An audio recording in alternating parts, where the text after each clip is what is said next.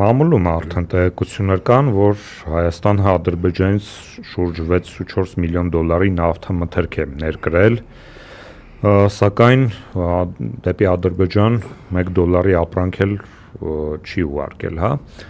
Ես պետք է հիշեցնեմ Թշնամական պետության արդեն ղեկավար Իլհամ Ալիևի հայտարարությունը, որ Ադրբեջանն է հայկական կողմի մատակարարը էլեկտրաէներգիայի եւ էներգետիկ համակարգի, հա։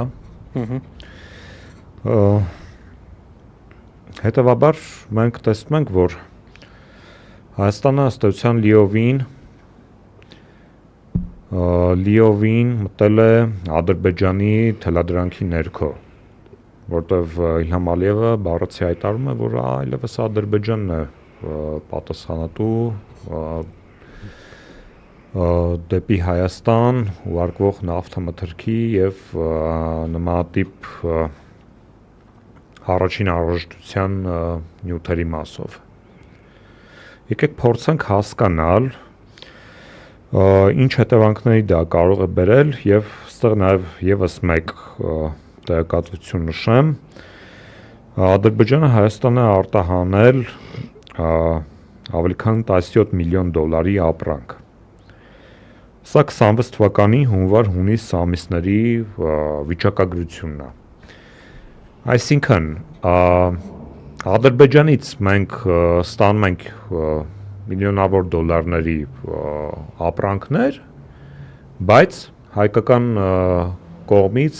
որևէ ապրանք չի գնում Ադրբեջան։ Սա ինչ կարող է նշանակել։ Նախ շատ կարճ նախորդ թեմային անդրադառնամ մի հանգամանքին, որին մոռացա անդրադառնալ։ Դա Իրանի դիրքորոշում է այս ամեն ինչում, որովհետև գլխավոր խնդիրը սա է։ Ուրեմն Հայաստանի ներկայ իշխանությունները ջանք չեն խնայում, որպեսզի իրանական կողմին բացատրեն, որ դա Իրանի դեմ ուղղված չի։ Եվ այստեղ մասամբ իրանք ճիշտ են, ինչով։ Իրանց գործողությունները Իրանի դեմ ուղղված չի, բայց արդյոք ԱՄՆ-ի գործողությունները Իրանի դեմ ուղղված չեն։ Սա ուրիշ հարց է, բայց էլի իրանք այստեղ գործոն չեն։ Բուն պրոյեկտ է, հակաիրանական է։ Այո, մասամբ ավելի շուտ հակառուսական ավելի շուտ, բայց ամեն դեպքում ու իդեպ Ռուսաստանում էլի պատշաճ գիտակցում չկա դրա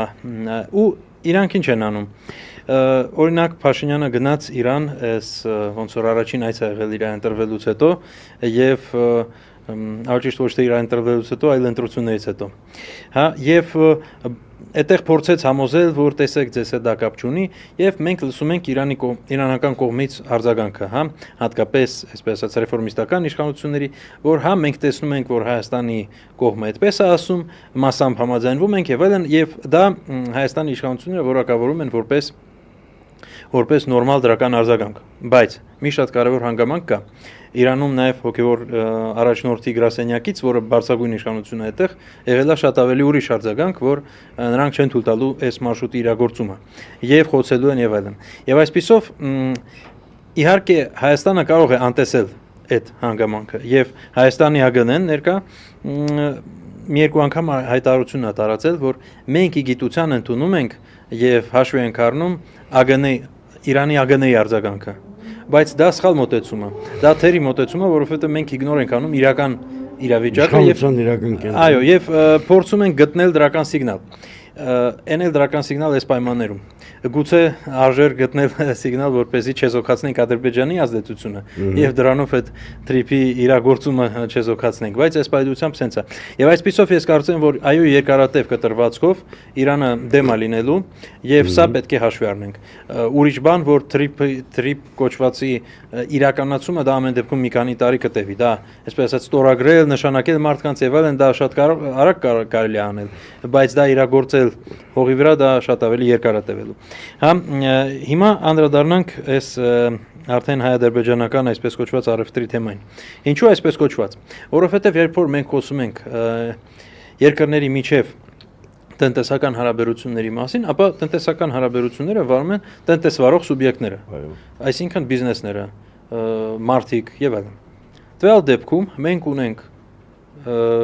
ուրեմն Ալիև, որը շլագբաումով նստած է, մի օր բաց է թողնում, մի էշելոն անցնում է, մի օր փակում է, չի անցնում։ Այսինքն դա արևտուր չի։ Սա լծակ է։ Այո, սա լծակ է, այո, սա քաղաքական լծակ է, որը կիրառվում է, ասենք, 2 ամիսը մեկ, մի էշելոն հասնում է, դա տնտեսական հարաբերություն չի։ Տնտեսական հարաբերություն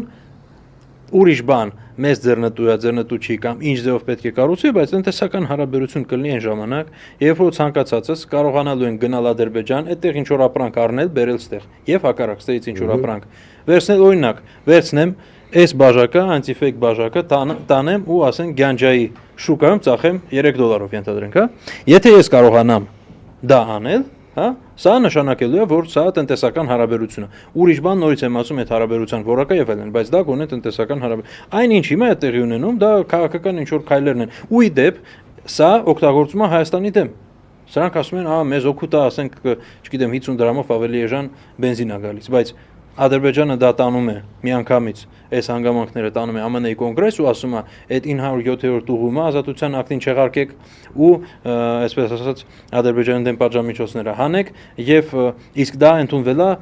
Հայաստանի ու Արցախի դեմ պատերազմը սկսելու համար 92 թվականին, այսինքն Ադրբեջանը էլի օգտագործում է դա իր օգտին եւ մեր դեմ։ Սա պետք է հաշվի առնենք, այսինքն դա էլի վաճառում ենք մեր պետական շահերը։ Հիմա ինչ ու էլի միակողմանի է, այո։ Իրականում Հայաստանից Ադրբեջանի մաքսային ծառայությունների համաձայն Հայաստանից արտահանվել է դեպի Ադրբեջան 920 թե 60 դոլարի ապրանք։ Երևի մի հեռախոս են Չէ, ծաղիկ, սա Հոլանդիայից եկած, սա $960։ Շատ լավ, դե այն $60 միլիոն, որ չի գնալու Ռուսաստան, դրա տեղը $950 ծաղիկ գնաց ուրեմն Ադրբեջան։ Ինչևէ,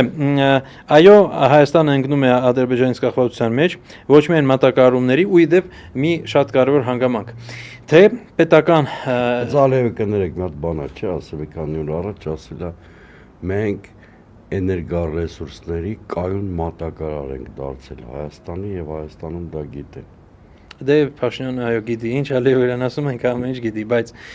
տեսեք, կայուն մատակարար մեկ մատակարարումներով, որը կազմում է Հայաստանի շուկայի, չգիտեմ, 2-3%-ը,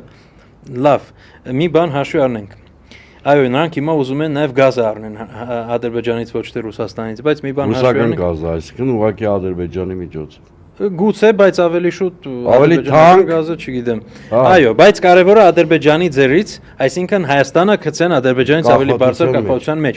Եվ եթե մենք դիտարկենք